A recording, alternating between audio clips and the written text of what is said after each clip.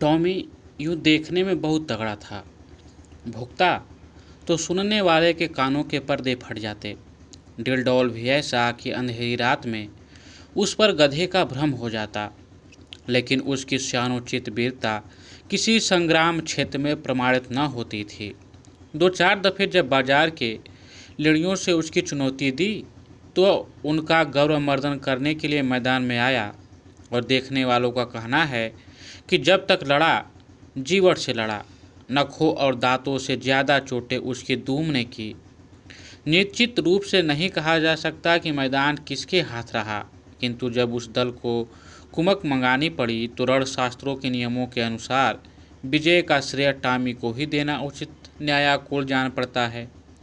Tommy ने उस अवसर पर कौशल से काम लिया और दांत निकाल दिए जो संधि की याचना थी, किंतु तब से उसने ऐसे सन्निधि विहीन प्रतिद्वंदियों के मुंह लगना उचित न समझा।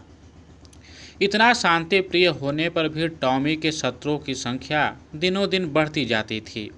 उसके बराबर वाले उससे इसलिए जलते कि वह इतना मोटा ताजा होकर इतना भीरू क्यों है। बाजारी दल इसलिए जलता कि टॉमी के मारे घुरों पर की हड्डियां भी न बचने पाती थी। वह घड़ी रात रहे उठता और हलवाइयों की दुकानों के सामने के दोने और पत्तल कसाई खाने के सामने की हड्डियां और छिछड़े चबा डालता। अतएव इतने शत्रुओं के बीच में रहकर टॉमी का जीवन संकटमय होता जाता था। महीनों बीत जाते और पेट भर भोजन न मिलता। 2-3 बार उसे मनमाने भोजन करने की ऐसी प्रबल उत्कंठा हुई कि उसने संदिग्ध साधनों द्वारा उसको पूरा करने की चेष्टा की, पर जब परिणाम आशा के प्रतिकूल हुआ और स्वादिष्ट पदार्थों के बदले अरुचिकर दुर्ग्रह वस्तुएं भरपेट खाने को मिली, जिससे पेट के बदले कई दिन तक पीठ में विषम वेदना होती रही, तो उसने विवश होकर फिर सन्मार्ग का आश्रय लिया। पर डंडों से पेट चाहे भर गया हो, वह उत्कंठा शांत न हुई। वह किसी ऐसी जगह जाना चाहता था जहाँ खूब शिकार मिले। खरगोश, हिरन, भेड़ों के बच्चे मैदानों में विचर रहे हों और उनका कोई मालिक न हो, जहाँ किसी प्रतिद्वंदी की गंध तक न हो। आराम करने को सघन वृक्षों की छाया हो, पीने को नदी का पवित्र जल।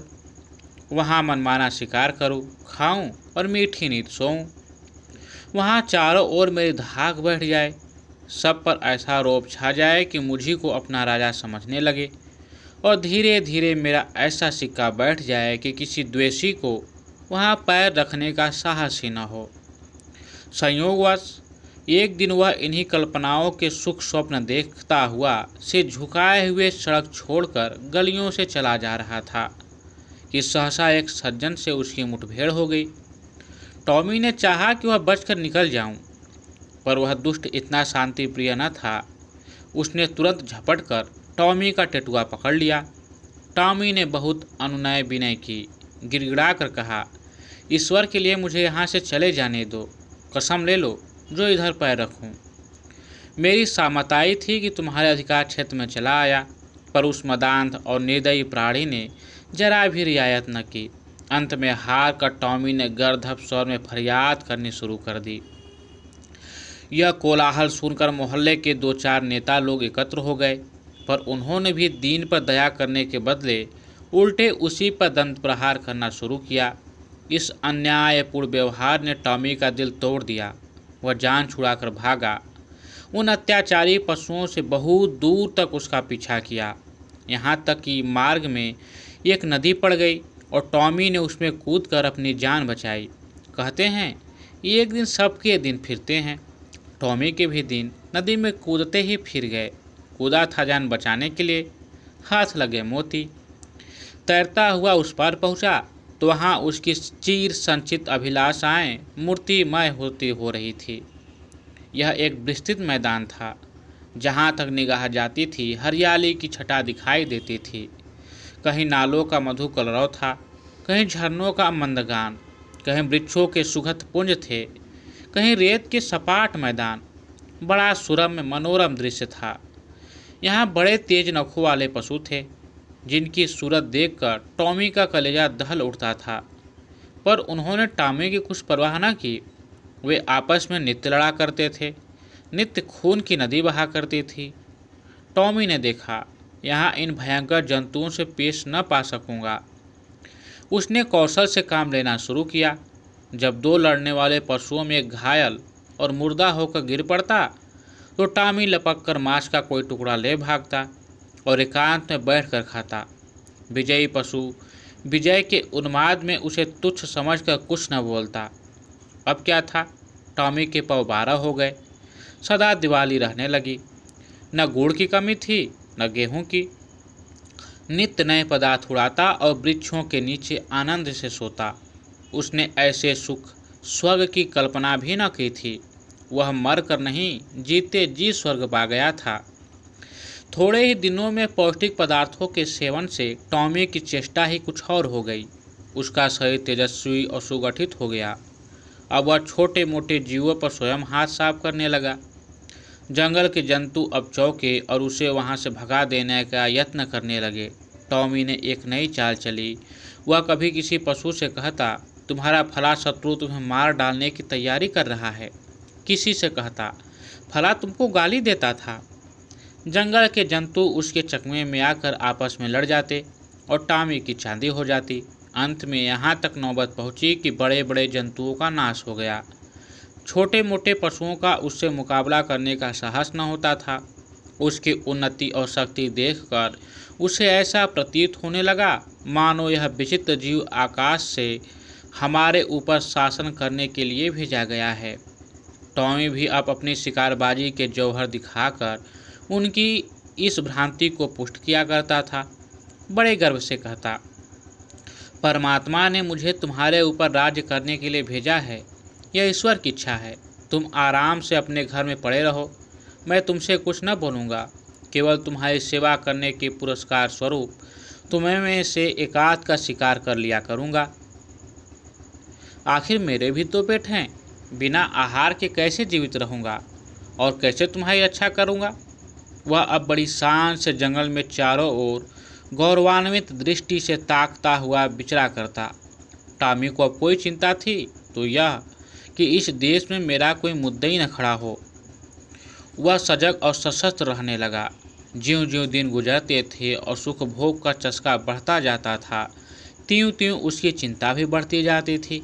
बस अब बहुधा रात को चौक पड़ता और किसी अज्ञात पशु के पीछे दौड़ता। अक्सर अंधा कुकुर बात से भूखे वाली लोकोक्तियों की चरितार्थ करता। वन के पशुओं से कहता, ईश्वर न करे कि तुम किसी दूसरे शासक के पंजे में फंस जाओ। वह तुम्हें पीस डालेगा। मैं तुम्हारा हितैषी हूँ, सदैव तुम्हारी शुभ कामना में मग्न रहता हूँ। किसी दूसरे से यह आशा मत करो। पशु एक स्वर में कहते, जब तक हम जिएंगे आप ही के अधीन रहेंगे। आखिरकार यह हुआ कि टॉमी को क्षण भर भी शांति से बैठना दुर्लभ हो गया। वह रात दिन दिन भर नदी के किनारे इधर से उधर चक्कर लगाया करता। दौड़ते दौड़ते हाँफने लगता, बेदम हो जाता, मगर चित्त को शांति न मिलती। कहीं कोई शत्रु न घुस आए। लेकिन कुआर का महीना आया तो टॉमी का चित्त एक बार फिर अपने पुराने सहचरी से मिलने के लिए लालायित होने लगा। वह अपने मन को किसी भांति रोक न सका। वह दिन याद आया जब वह 2-4 मित्रों के साथ किसी प्रेमिका के पीछे गली गली और कूचे कूचे में चक्कर लगाता था। 2-4 दिन तो उसने सब्र किया, पर अंत में आवेग इतना प्रबल हुआ कि वह तख्ती ठोक कर खड़ा हुआ। उसे अब अपने तेज और बल पर अभिमान भी था। 2-4 को तो वही मजा चखा सकता था, किंतु नदी के इस पार आते ही उसका आत्मविश्वास प्रातः काल के तम के समान फटने लगा। उसकी चाल मंद पड़ गई। आप ही आप से झुक गया, दुम सिकुड़ गई। मगर एक प्रेमिका को आते देख कर वह विह्वल हो उठा, उसके पीछे हो लिया। प्रेमिका को उसकी यह कुचेष्टा अप्रिय लगी। उसने तीव्र स्वर से उसकी अवहेलना की।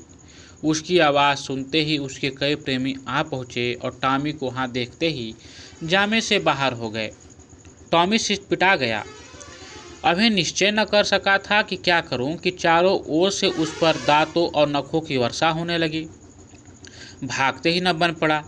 देह लहूलुहान हो गई। भागा भी तो शैतानों का एक दल पीछे था।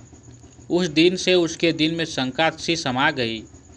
हर घड़ी यह भय लगा रहता कि आक्रमणकारियों का दल मेरे सुख और शांति में बाधा डालने के लिए, मेरे स्वर्ग का विध्वंस करने के लिए आ रहा है। यह शंका पहले भी कम न थी, अब और बढ़ गई। एक दिन उसका चित्त भय से इतना व्याकुल हुआ कि उसे जान पड़ा शत्रु दल आ पहुंचा। वह बड़े बेग से नदी के किनारे आया और इधर से उधर दौड़ने लगा।